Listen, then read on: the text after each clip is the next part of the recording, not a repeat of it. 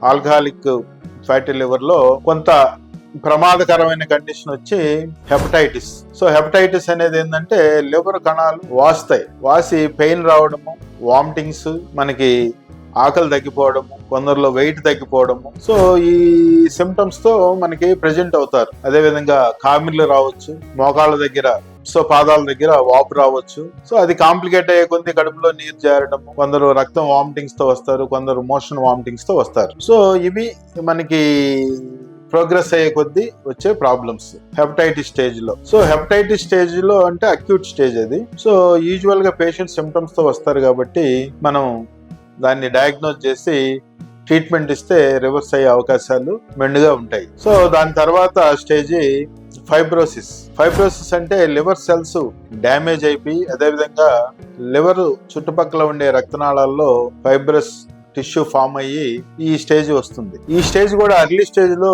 చాలా వరకు రివర్స్ అయ్యే అవకాశం ఉంటుంది. జాగ్రత్తలు తీసుకొని డాక్టర్ సలహా మేరకు మందులు వాడితే రివర్స్ అయ్యే అవకాశం ఉంటుంది.